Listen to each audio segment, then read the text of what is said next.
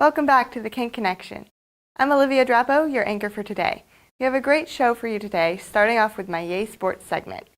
The ski teams and our varsity basketball teams began dryland training and skills and drills this week. Real practice will begin on December 14th, and meets and games will begin in January. The middle school basketball teams will be having their first games next week. On Tuesday, the teams will be playing Littleton at 4. The girls will be playing at home and the boys will be playing away. On Thursday, the teams will be playing at Lisbon with the girls at 4 and the boys at 5:15. Unfortunately, this year, spectators will not be allowed to attend any games. And now we have a word from Mr. Laux about our winter sports season. Hello, my name is Aaron Laux, and I am the athletic director and physical education teacher here at Lin-Wood Public School. For basketball this year, for the varsity teams, we have 12 games scheduled, and for the middle school teams, we have 8 games scheduled. And our first game for the middle school for basketball is December 8th, and for the varsity teams it is January 12th, so that's been pushed back a little bit as well.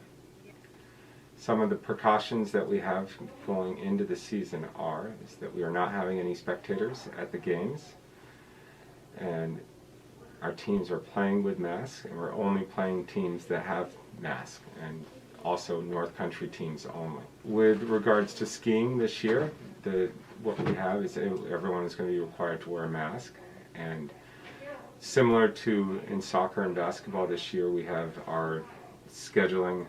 We have a north schedule and south schedule. We are in the north, so for the regular season we're only competing against north teams until we get to the state meet. The one difference with skiing this year is that the start order is going to be by teams, and for instance, all of the Lin-Wood skiers are going to go 1 through 6, and then all the profile skiers, 7 through 15, however many they have, and then the second run will just reverse that order within the teams. There'll be no like congregating in the finish corral, but they'll have to be spread out if they're there, similar to soccer. And the first ski meet is January 14th and 15th for middle school and high school. The spring season has already been pushed back a couple of weeks, and that's going to be starting on April 4th.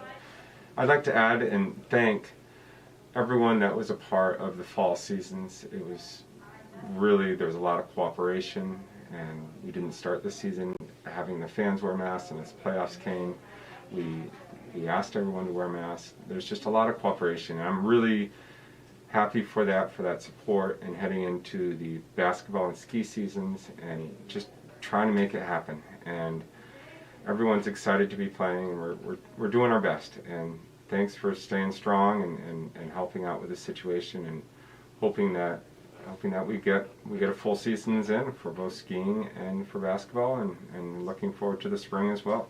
Thank you, Mr. Laux. Best of luck to our winter sports teams this season. Now we have an interview that Jillian Clark did with Mrs. Morris about an ongoing Booster Club fundraiser. My name is Christy Morris, and I am the president of the Booster Club. I'm also a mom of 3 boys, teenage boys, and a middle school English language arts and social studies teacher. This year we're doing a Be a Booster drive for a fundraiser.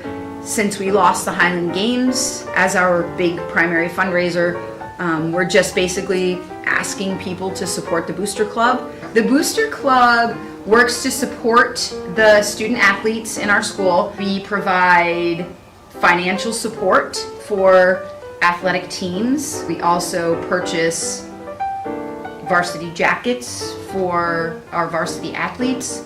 We will give teams money, potentially equipment. We just want to say thank you. Thank you for supporting the Booster Club, and it would be great for people to join in and be a booster.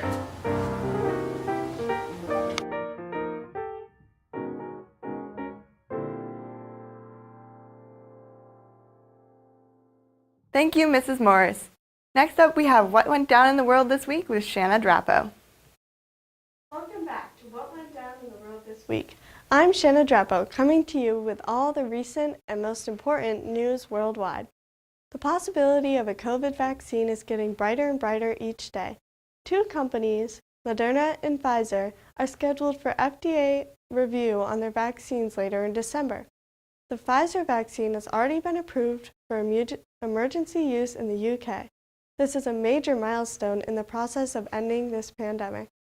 In other COVID news, New Hampshire has been reaching record amounts of new cases nearly every day, with a record of 772 positive cases reported on Tuesday, December 1st. On Friday, November 20th, Governor Sununu issued a statewide mask mandate in New Hampshire in an effect to slow the spread of the coronavirus in our state. This mask mandate is projected to be in effect until January 15th. Hopefully, these new precautions and vaccine reviews will slow the spread in our state, in our country, and in the world. At this point, it looks like we could all be vaccinated by the end of the school year. And on a completely different note, here is our weekly good news. Recently, a company called Polymateria Ltd. has developed a plastic with an added special ingredient which will cause the breakdown of the plastic to turn into a harmless waxy sludge. The company plans to provide many large companies with their plastic products in order to decrease the amount of plastic pollution on our planet. That's what went down in the world this week. Thanks for watching and stay safe, everyone. We have a quick PSA break, but don't go away yet. We still have a brand new myth from Emma, a staff interview, and more today on the Kanc Connection. Everybody can make something because I think everyone has a spark of creativity, and the reason that I have to keep making is because I don't think my life would be as fulfilling without it. If you make things yourself, that means you're not cowering in fear. You're out there taking chances. That, I think, is my way of saying I love you to the world. All right, now I want to hear why you make. Share your own Why I Make story today. Visit whyimake.org. Welcome back. We now have an exclusive interview with Miss Fecto put together by Emma McNamara and Angel Kittleson. Let's take a look. What prior work experiences best prepared you for running the Lin-Wood office? I'd have to say my work at Converse. I worked with such a diverse group of people, all different ages and all different types of people, and it made me realize how important it is to accept everybody for who they are and not try to put your impressions on them. So I'd say that would be the most helpful thing. What do you like about working at Lin-Wood? I love being around all the kids. It's always action-packed and there's a lot going on, and I enjoy all the interaction. Okay, and finally, what do you like to do in your free time? I do a lot of gardening during the summer, and during the winter months I do a lot of cooking. And I'm always drying herbs during the fall so that I can cook with them all winter long. And I have a little garden in my house during the winter, so I have special things that I can put in my recipes. And that's about it. Okay, thank you. Thank you, Miss Fecto, for that awesome interview. We are lucky to have you running the show in our office. And now for an exciting new myth with Emma McNamara. Let's hear it, Emma. Welcome back to It's All Greek to Me. I'm Emma, and today's myth is another one of my favorites. Although if this is a myth is dubious, let's get started. Today we'll be talking about the poet Sappho of Lesbos. Sappho was a great poet of her time, which is even more surprising based on the gender biases held against females, even by this point in early history. It's very impressive that Sappho was able to accomplish so much. How many female poets or artists can you think of? The only one I can think of off the top of my head is Artemisia Gentileschi, and that's not until about 2 millennia after Sappho was out of the picture. Females were essentially barred from most of these early art practices. Even to this day, Sappho's poetry still exists as an important part of Greek literature. Although not as well recognized as Homer or Plato, people are recognizing Sappho for the place in history she deserves. Sappho likely wrote about 10,000 lines of poetry by today's standards.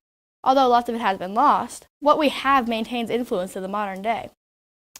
One of her most outstanding works was the Ode to Aphrodite, a poem in which the speaker gets rejected and then continues to pine for their beloved. Eventually, the speaker asks for divine help, wherein Aphrodite tells the speaker, "Don't worry, the target of their love will soon pursue them in turn." Where this poem gets interesting is in the academic debate it sparked. The whole thing about this poem is the speaker is Sappho herself, and the lover is shown to be objectively female. The problem arises when scholars refuse to acknowledge this, or straight up pretend that Sappho said something else. And by refusing to acknowledge this, I mean it wasn't even looked at until the 1960s. And it's not like the wording was confusing or anything. The reason Sapphic literature persists to this day is precisely because it's very clear to read. As much as we know, history loves to pretend gay people don't exist. We're talking about Sapphos of Lesbos. And while Lesbos was the island Sapphos was born on, we can all look at that name and probably know what its current meaning is. Sappho's got her homeland turned into the word lesbian, yet you can still find people trying to adamantly defend Sappho's non-existent heterosexuality. Which is even funnier considering the fact that Greece was widely accepting of the LGBTQ+ community in general. So Sappho's romantic interests would have been wholeheartedly unexceptional. When will historians learn? You can't exchange known historical representation for the dreaded term gal pals forever. Thanks, Emma.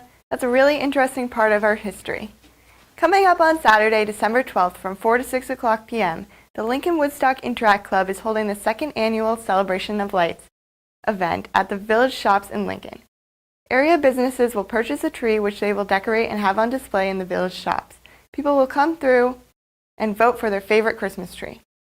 The event will be a little different from last year. Community members will enter the building at the main entrance and follow the one-way signs through the building. This event will include take-home craft bags for kids, take-home treat bags, basket raffles, an area for taking photos, and a mailbox to send off letters to Santa. If you plan to stop by, make sure you wear a mask and practice appropriate social distancing guidelines. We hope to see you there. And that's all for today. Thank you everyone for tuning into the Kanc Connection. Have a great weekend and stay safe.